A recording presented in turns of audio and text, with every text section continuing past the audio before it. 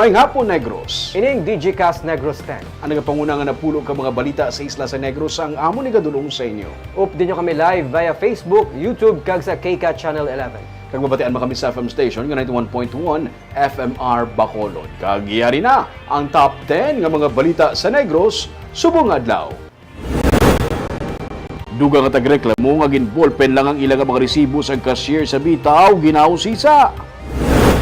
Anak nga babae, patay matapos sa ginlabo-labo sa iya nga amay. Grade 7 student, patay sa pagkalumos sa banwa sa Pontevedra. Uncalled for ang resignation sa Victoria City officials sa PDP sunod sa kay Attorney JV Hinlo. Kag sa Good Vibes, pinakauna nga Negros Island Private Schools Athletics Association, kaupo ng Sikihor, pati gayunon sa Bacolod City. Atanan sa DigiCast Negros 10. Sa number 10,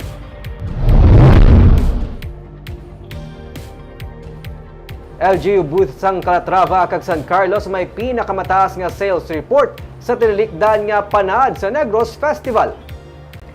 Sa final report nga ginrelease ang Capitol, sa mga banwa ang booth sang Calatrava may pinakamataas nga benta, 2,07,943 pesos. Mga native bags kag furniture ang ginabaligya sa Calatrava booth. Sa mga syudad naman, ang San Carlos City ang may pinakamataas, 564,356 pesos.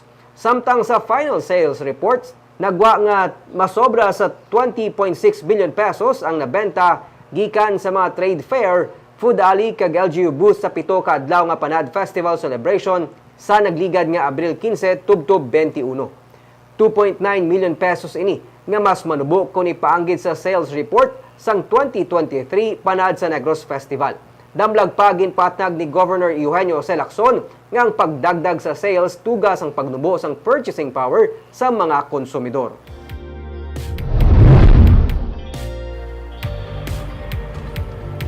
Sa number 9, Comelec Bacolod magapatigayon sa satellite registration sa mga barangay sumugod sa Sabado. Sumugod sini nga Sabado, magapatigayon ng Comelec Bacolod sa barangay satellite registration. Sini nga Sabado, Abril 27, yara sa barangay Granada Gym ang registration. Sa banason nga Sabado, Mayo 4 sa Handumanan, Mayo 11 sa Sumag, Mayo 18 sa Alangilan, Mayo 25 sa Vista Alegre, Hunyo 1 sa Kabugag, Hunyo 8 sa Estefania. Ini ang pamaagi sa Comelec para mapahapos pagid para sa mga botante ang pagparehistro nga magatakop sa Setyembre 30.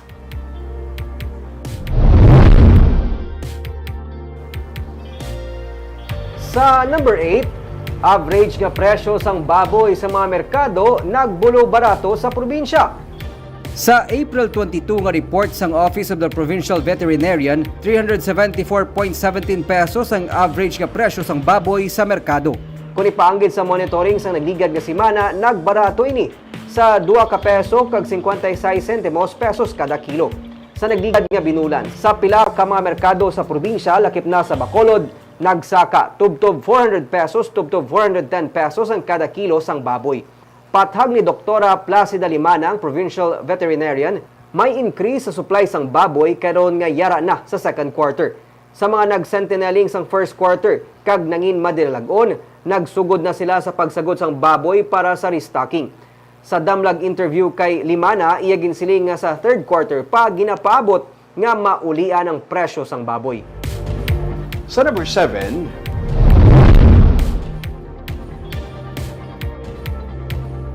Grade 7 nga estudyante sa Banwa sa Pontevedra na lumos samtang nagapaligo sa reclamation area.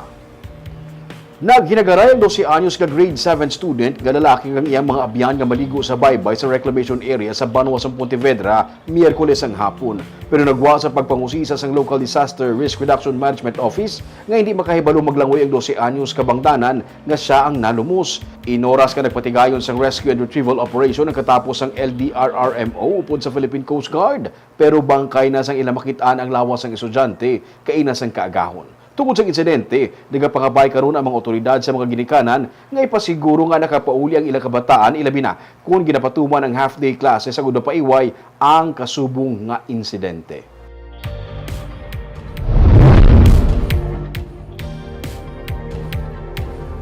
Sa number 6, Pamilya sang tag-iya sa mga parte sang lawas ang inbilin sagwa sang opisina sang NBI sa Bacolod ang nagdesisyon nga ipalubong na lamang ang ila himata. Nagdesisyon ng pamilya ni Baltazar Lamata nga ipalubong na lang nila ang iyang abutkon, tiil kag dalunggan bisan wala pa makita ang iban nga bahin sang iya lawas.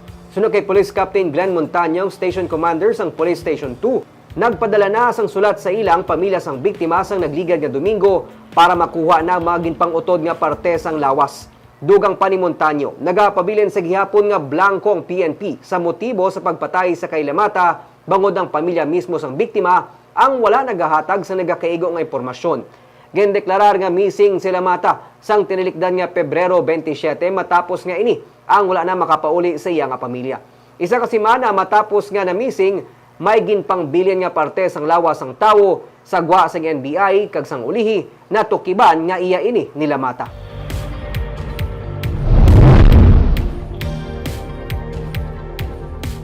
Sa number 5, mag-amay nga damlag pagin report nga nagkalalukpan samtang nagapanguling at natukiban nga biktima sa pagpaniro. Ginpang tiro ang mag-amay nga Remy kag Arnel Libuon samtang nagapanguling sa Purok Lumboy, barangay Uringaon, sudad sa Kabangkalan sa tuong Abril 22 sunu sa PNP. Sunu sa kay Police Captain Jolan Vinson, ang Deputy Chief of Police ng Kabangkalan City PNP, may ara sang saksi nga nakakita sa pagpaniro. Sa panaysayon sang saksi, nakita niya nga kung sino ang sospek sa krimen kag ginaligar nga ang amay lang kuntani ang tuyo sa mga sospek apang nasalabat sang balang iyang anak. Nagagwa sa investigasyon sa kapulisan nga ang dumot amo ang motibo sa krimen. Nagapanghakot sanday Remy kag Arnel sang ilagin panguling sang may naglupok, nag-agom sa mga pilas ang mga biktima nga nagresulta sa kamatayon sang amay nga si Remy.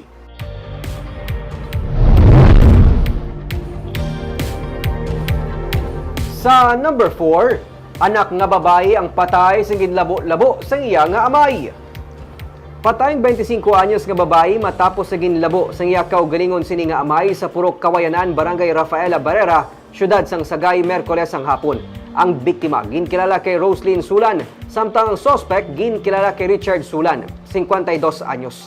Sunod kay Police Lieutenant Hannah Bangkil, ang Deputy Chief of Police ng Sagay City PNP, nakainom ang suspect kag ginalegar ini ang ginkantuan sang biktima kag may dala nga espading. Dugang pasang pulis, giliw niya nagluntad ang pagbinaisay sa tunga sang mag-amay, tubtub nga ginalegar nagpulot sang bato ang biktima kag ginaboy sini ang iya nga amay.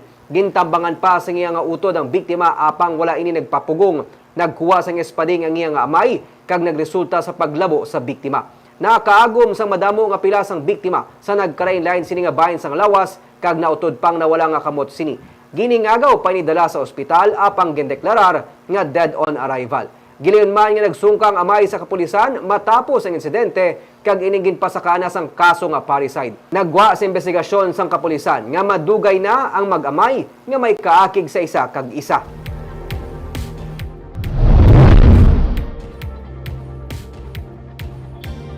Sa number 3, Mayor Abby Benitez gininspeksyon ang temporary facility sang SM para sa mga manukan vendors pero wala sa mga negosyante ang luyag magsaylo diri sa bulan sang Hunyo. Sang Martes, ginibisita ni Mayor Abby Benitez ang ginakaayong temporary facility para sa manukan vendors sa parking area sang SM City Mall sa reclamation area. Handa ang SM ipagamit sang libre ang pasilidad sa sulod sang 18 ka bulan. Upod sa alkalde ang mga tenant sa manukan sang nagbisita sa area. Ugaling, wala sa ilang luyag magsaylo diri sa Hunyo sa tiun nga suguran sang SM Prime Holdings Incorporated ang pagdemolish sang Vendors Plaza kag iban pa nga mga illegal structures malapit sa manukan. Gani ginatun-an sa alkalde ang iban nga mga tikang agud ma-accommodate ang hingyo sa mga vendors. Sige naman to construct ang temporary nila. May mga dutay silang request, kita makagamayin ko no, etc. So we'll cross the bridge when we get there sa mga Tilawanta, and then we will expand if need be. Doon hesitant sila magsilo sa temporary location. Talanting hesitant. But okay man sila tanan. They're all for the project. Okay, eventually this will make them have a better customer base. Okay.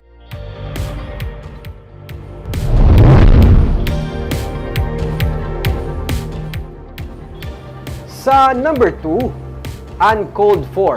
Ining nangin reaksyon ni Attorney Jesus Hinlo sa pag-resign sa mga opisyales ng Victoria City sa Partido Demokratiko Pilipino. Suno kay Hinlo nga among nagapungko bilang Provincial Council President sang PDP, wala niya ginapaabot ang pag-resign nanday Vice Mayor Abelardo Bantog III kag siyampa ka mga konsehal sang Victorias gikan sa partido. Sa idalom sang consultative democracy kung tani sila ang nag-istorya sa iya bangod premature pa man ang tanan. Wala pa man gani mabato ni anay Mayor Francis Frederick Palangka ang among imbitasyon sang PDP nga kung kinahanglan siyang mangin gubernatorial candidate sang PDP. Ginapaabot niya pa kuntani ang suporta nila kay Palangka labi na nga ining madugay man nga nagpangalagad sa Victoria City. Sa karon bukas si Hinlo sa pag-istorya. Dugang pa niya, premature pa ang tanan kag mahimo man gani nga matabo nga sila ang magatugas ang alliance kay Governor Eugenio Jose Lacson kag ining ilang nga suportahan sa 2025. Wala pa sila sang patod nga kandidato, magluwas lamang sa pipila ka mga posisyon. Pathag ni Hinlo, importanteng 2025 midterm elections. Bangod luyag man sang partido nga maplasta ng ilang mga kalyado bilang pagpanghanda sa 2028 presidential elections. So far as consultative democracy is concerned, they could have just talked to me ahead because premature pa man ang tanan, wala pa man kabaton si Mayor Palangka siyang imbitasyon siyang PDP, no? Kag sa mga kaupod ko. So, I think the reaction was uncalled for. Wala ko na nag-expecta. Of all places, nakibot ko nga mga taga-Victorias, mga officials. Dapat gani isang nabalaan nila nga ginakonsiderar one tan, they should have rallied behind him. Kag sa numero 1 sa mga balita, subong adlaw.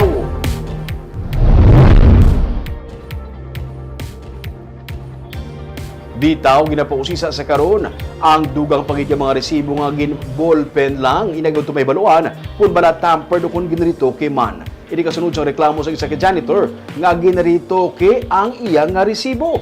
May report si Nico Delfin. Kasunod sa reklamo sang rider nga naisyuan sang ginaligar ginritoke nga resibo sang kahera sang City Treasurer's Office sa isugid mo kay Mayor, may pila pa ka mga traffic violators ang nagpalabot man sang reklamo sa talatapan sang Bacolod Traffic Authority Office. Kabahin din mga resibo agin ballpen o kun manually issued bisan pa mayara sang kuryente. Ginsiling na ni City Treasurer Arlene Memoria nga makabig isolated ang kaso sang ginaligar pagretoke sang resibo. Pero para kay Bitaw Deputy Chief Jose Antonio Robelio, nagakinahanglan nga mausisa sang matulid ang magin ballpen nga resibo agud masiguro nga nagasanto ang nagakadto sa collection sang syudad sa ginbayad sa mga violators sa satellite office ng City Treasurer's Office sa Bitaw. Halin sang una, ano ni kadalom ang iyang modus? Amulan ni or may ari pa? Kaya halin sang November, pakadto subong, siya lang ginadaya ang amon cashier. There might be a day or two nga may nagbulo sa iya because of her day off or on leave siya, pero siya lang ginadaya. Ang City Legal Office natala na nga maga-issue sang show cause order batok sa cashier nga regular employee sa tion nga makabalik ini sa trabaho sa madason nga simana. Once na makumpleto na namon kag ari naman di ang kay ma-issue kami guro show cause kag preventive suspension. Pila ka days sa time? Mga 60 days ang gravity ni sang falsification is termination ni sa service. Nagwa nga sang Abril 18, nagbayad sang 1,300 pesos nga multang rider para sa violation para sa no helmet kag no driver's license. Pero nagwa agin ballpen sang kahera. Ang gindugang nga number 1 sa 300 pesos nga computer printed sa resibo agud mangin 1,300 pesos. Napatod sang Bitaw nga 300 pesos lang ang nagsunod sa collection fee sang syudad. Ang pamunuan sang Bitaw ang nagrecommend na nga maislan siya sa pwesto samtang nagapadayon ng investigasyon sa cashier nga isa ka regular employee.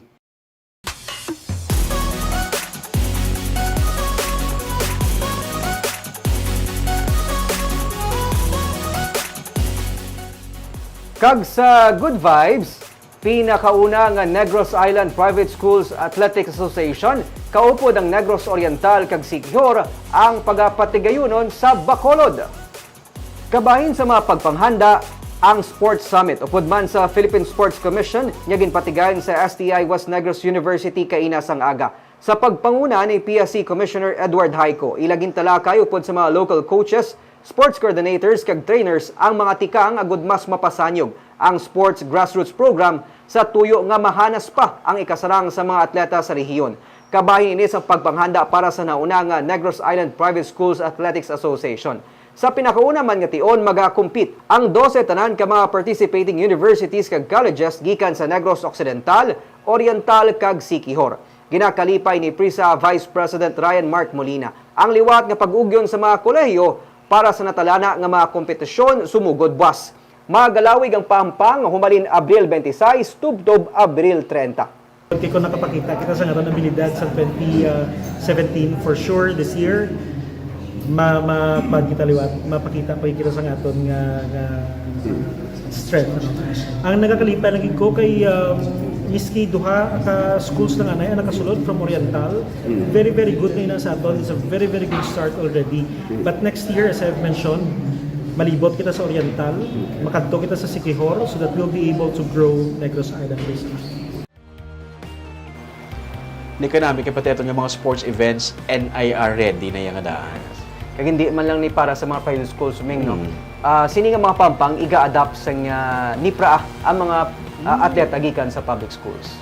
May mayo na nga balita. Kaya po ito mga balita sa Negros, subong adlaw.